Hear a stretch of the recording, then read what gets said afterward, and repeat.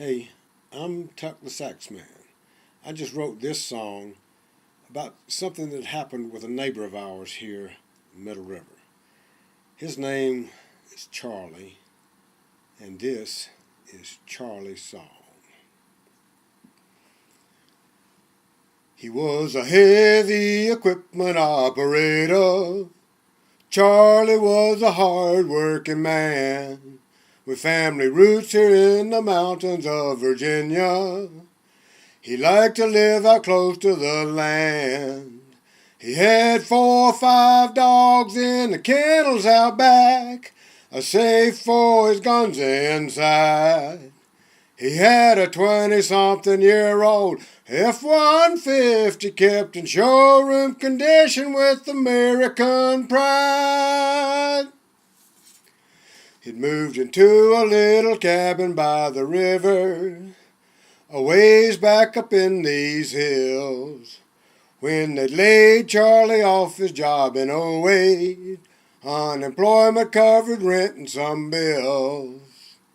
We'd see him out walking on the road with his dogs, stop to speak and pass the time. He'd say any day he's expecting a call, so he can get back to work with American pride.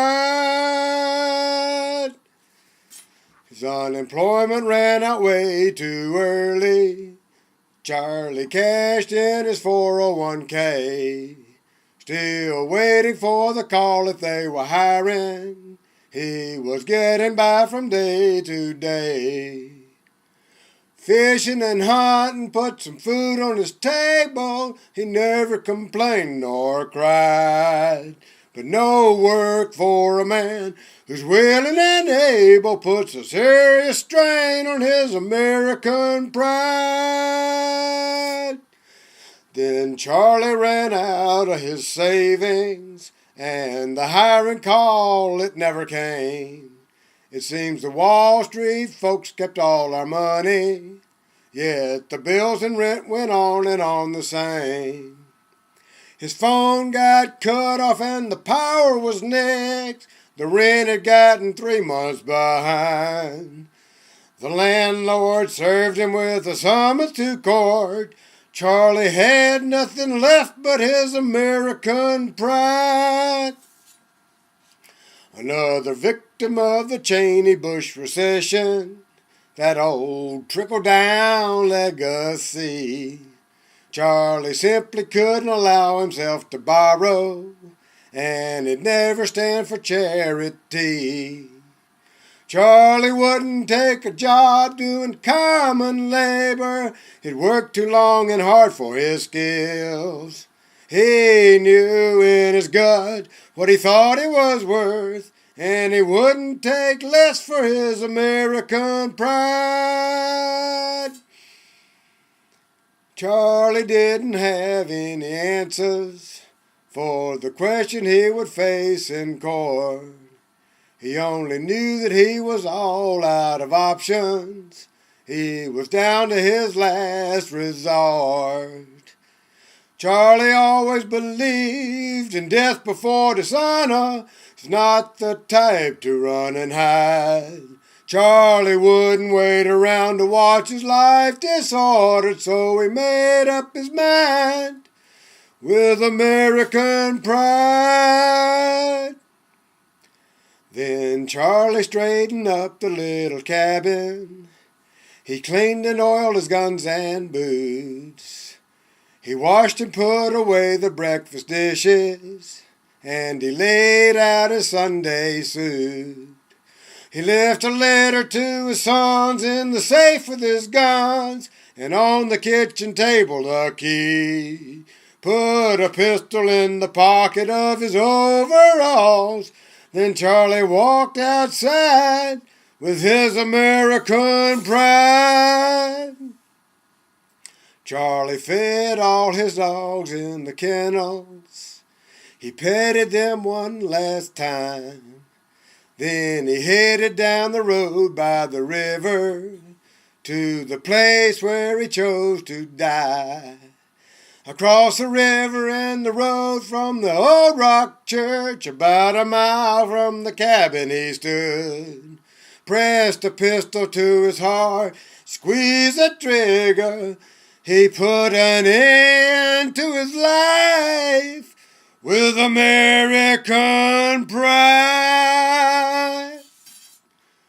Well, Charlie never gave any warning about the fatal action he'd take.